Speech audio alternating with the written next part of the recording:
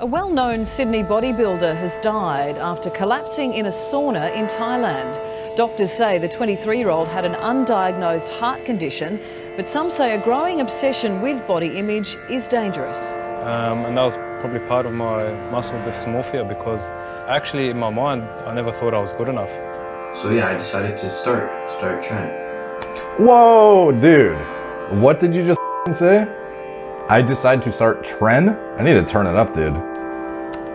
So yeah, I decided to start training. In the UK alone, they estimate around, if not more than, 1 million people using steroids of some form regularly. And in the US, it's estimated between 3 and 4 million. Going on 8 years now of taking testosterone. It's a lifestyle a lot of people aren't ready for. Like, a lot of people come up to me in the gym and they're like, if I take this, this, and that, will I look like you? I tell them to stay away from it. I tell them not to start it, Bodybuilding and fitness is a positive thing that can improve your physical and mental health. When done correctly, it can make you stronger, fitter, live longer, and live better. But that is changing rapidly. With the onset of social media, body dysmorphia is on the rise. Consequently, usage of dangerous drugs such as PEDs have skyrocketed. While fitness is often viewed as a universal good, not many people know the potential dangerous side effects. In an industry that is becoming increasingly toxic and commercialized, do you know how to defend yourself and pursue fitness sustainably?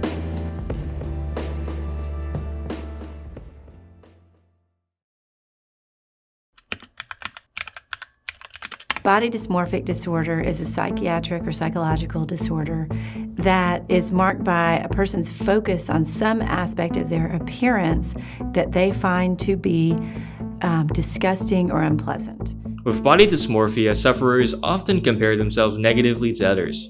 They focus heavily on their appearance and may go to great lengths to, quote-unquote, improve their appearance. It can be extremely debilitating to a family and quite dangerous, because a person can become so fixated on it that they can develop feelings of hopelessness and worthlessness and terribly negative beliefs about themselves because of this very small aspect of their appearance.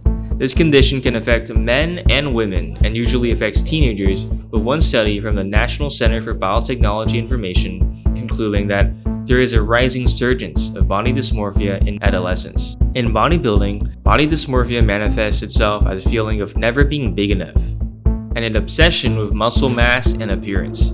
It is so widespread that some people have even made memes of it.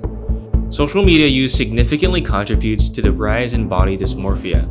In a world where one's image can be edited and altered to appear a certain way, it is no wonder that the vast majority of people you see on social media appear almost perfect. They live a lavish lifestyle and look nothing like you. It's no wonder why teenagers may compare themselves to these social media influencers. And as Teddy Roosevelt once said, comparison is the thief of joy. Okay, who exactly is putting this out there? Who stands to benefit from you not always thinking that you're not good enough? Yeah. What product do you need to buy? A specific subset of these people are fitness influencers of sometimes dubious qualification.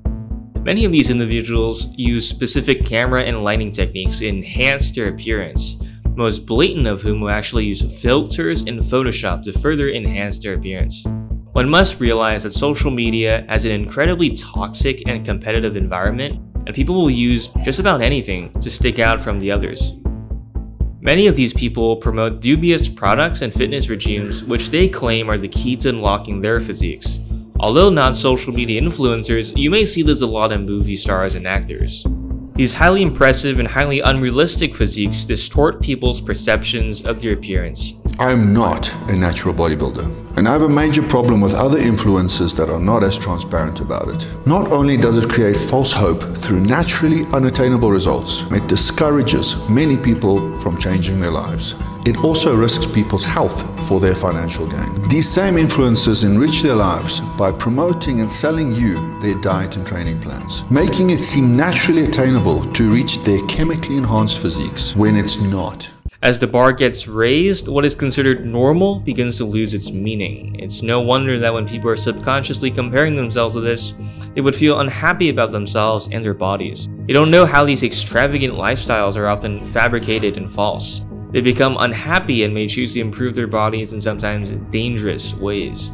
But then, that leads to the question, what exactly are the consequences of this?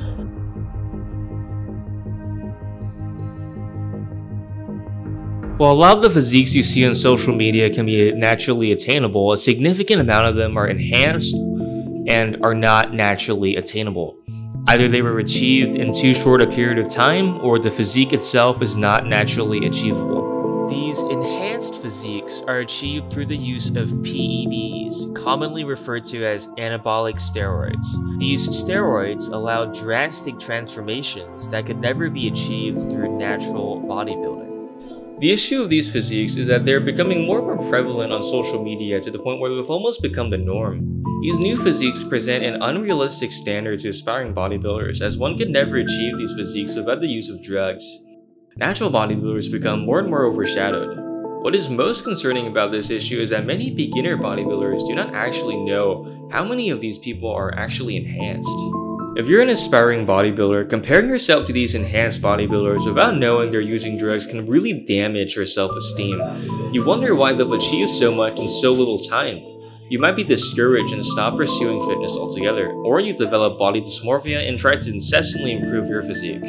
When this happens, you're no longer pursuing fitness for the sake of health. That's when things start to really break down. But what if there is a way to reach those unattainable physiques?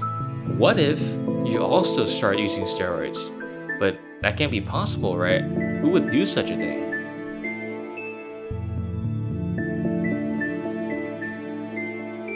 According to an article from the National Library of Medicine, performance-enhancing drug (PED) use by children and teenagers rose sharply in the past decade.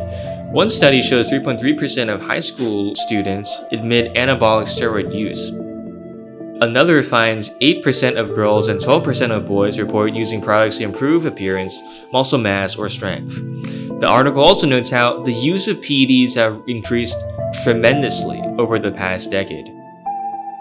This increase in drug use can be attributed to the rise in social media use. Never before has this level of steroid use reached mainstream media and distorted the perceptions of the masses. More and more people are taking these drugs recreationally, and the demographic is becoming younger and younger. Some influencers have even begun glorifying the usage of PEDs, promoting and even selling them to a young, vulnerable audience. With this in mind, what are the consequences of taking PEDs as a younger teen? And the problem with this is that when the levels of the anabolic steroid rise in the body, the brain, which keeps track of these things, thinks that it has more than enough testosterone. So it then suppresses the production of natural testosterone, leading to a lot of anabolic effects due to the presence of the synthetic chemicals, and not enough of the androgenic effects because of an absence of real testosterone. I would tell them that they're messing with their sexual development, they're messing with even brain development. Testosterone is such a wide-ranging hormone. It has so many target organs throughout the body that the effects, you're trying to target the effects in one system, your muscular system, but you can't control all the side effects on every other body system. And that some of those changes you can't go back and undo. With this in mind, you may begin to understand why steroid use is so dangerous for younger people. Their bodies are still developing and they're highly susceptible to the side effects of steroid use. They can seriously damage their hormonal systems, their organs, their general health, and significantly shorten their lifespan. These things are not toys, they're chemicals that will give you life-changing alterations. They're the primary driver for bodybuilders dying young. With this in mind, what can justify PED use? So is there an appropriate age? I don't know, it depends on what your goals are. Again, I think that doing it in order to look good is just not like, and this is, I'm speaking personally, but it's not the greatest motivation because it's actually not very, there's no longevity to that decision. It's very discipline oriented, and it misses the joy part of why we like to move and why we like to move our bodies. And when we love something, we want the best for it. And so if we can find our motivation for movement in that, in doing it because I enjoy it, doing it because I love the community, doing it because I love this, this teacher, and I love moving my body in this way, and exploring different kinds of movement and doing it from like a place of like celebration instead of a place of like punishment, then oftentimes the gains just happen, There are medical reasons to take these substances. Most of them have to do with wasting diseases or recovery from diseases, from cancers, when people need to rebuild skeletal muscle that's been wasted away. As far as doing it for appearance-related reasons, no, there's no good reason to do that. The emotional effects, the physiological effects of overload of these insane amounts of testosterone in the body outweigh any kind of performance-related or appearance-related benefits. Then, if PD use is so dangerous and so often not worth it, what are the alternatives? Well, there's only one, and that's natural bodybuilding. Natural bodybuilding is very capable of building someone an impressive physique. Many natural influencers have done just that, building realistic physiques without the use of steroids. One only needs to look at bronze and silver era bodybuilders to know what you can do as a natural.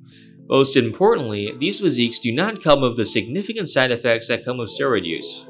But even with these many benefits, how do you protect yourself against body dysmorphia? The first step is to take preventative measures. Never compare yourself to others, always base your progress on yourself and yourself only. Limit social media use as it is directly correlated with a negative impact on self-esteem. Always do your research and do not partake in dangerous or unsustainable diets. And if you believe your body dysmorphia has gone to extreme levels, there are resources available to help yourself, such as therapy. Fitness is not a bad thing, but its increasing commercialization has made it rather hostile to beginners. It's filled with fad diets, ineffective and sometimes dangerous supplements, and influencers trying to sell you products they do not even believe in. Even with all these factors, fitness is still an overwhelmingly good thing for the vast majority of people. If you're just a hobbyist and don't use much social media, these guidelines will not apply to you. But if you're one of the many people who have become engulfed in the complexities of fitness, we would like to offer you some advice from professionals. There's a lot of people in the fitness industry that are trying to make money. And if there's a way to make money, people will exploit it. There are people out there who just care about fitness and want to promote fitness, and those are the people we should be seeking out, the people who know what they're talking about, who have qualifications, who don't necessarily have something, a product or a system to sell. I think that if you are someone looking for help with your physical fitness or your muscular development, you should seek out the people who have your best interests in mind, who don't have an agenda, who don't have a product to sell, who don't have a system, who are not looking to make money from you. And if you don't have if you're not like getting paid to be a bodybuilder or a bikini model or whatever, you probably don't have, or any, professional athlete. If you're a pro getting paid, maybe it's worth it to you. But if you're not, really think about the long-term consequences of what you're putting into your body, or if you even understand what it is and what it does. With this in mind, we hope you will be better equipped in an increasingly volatile industry. Sustainable fitness is all about small changes that add up to make big impacts. Together, let's be a part of a better fitness industry.